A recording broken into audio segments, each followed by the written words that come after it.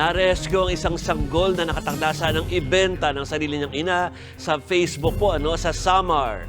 Yan at iba pang balitang dako, ihatid po sa atin ni One News Cebu Editor Dale Israel. Live na magkabalita po mula sa Bohol. Dale.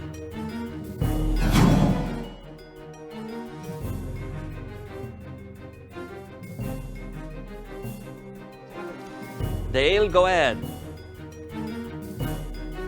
Bangon to Jovi, dito ako ngayon sa isla ng Pamilacan sa Bohol kung saan bibisitahin natin ang mga apektadong komunidad ng climate change.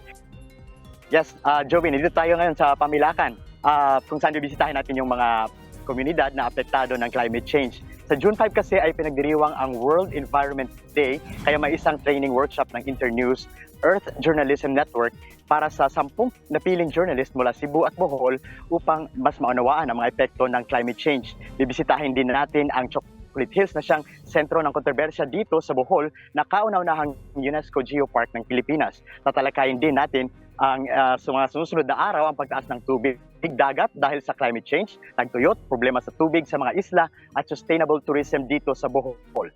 Sa iba pang balitang dako, nadakip nung Sabado ang isang ina na magbebenta sana ng kanyang 2 buwan na lalaking sanggol sa pamamagitan ng Facebook sa Katarman, Northern Samar.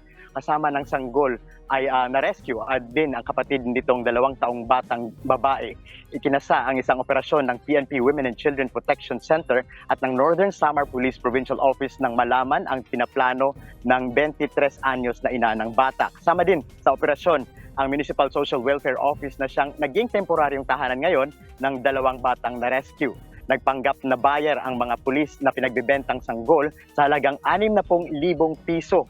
Mahaharap sa kasong paglabag sa RA 11862 o Expanded Anti-Trafficking of Persons Act of 2022 at sa RA 7610 o ang batas na nagpoprotekta sa mga bata.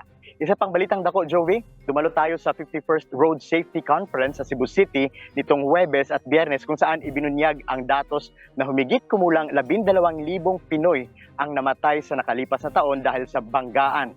Mas mataas ang bilang nito kaysa sa 2022 na nasa halos 11,000 lang ang nasawi. Ayon sa datos ng naitala sa Safety Organization of the Philippines Incorporated o SOPI, aabot naman sa higit 20,000 ang mga injuries dahil sa mga road crash sa buong bansa. Ang numerong unong sasakyan na nababangga ay ang motorsiklo na siyang maituturing na pinaka-accessible at murang uri ng sasakyan para sa mga Pinoy.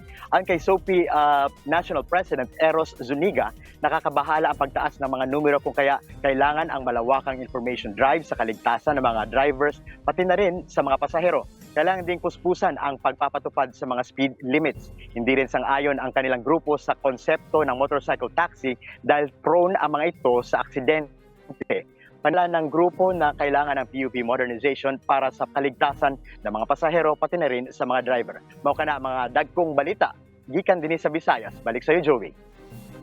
Daghang salamat, Dale Israel ng One News Cebu.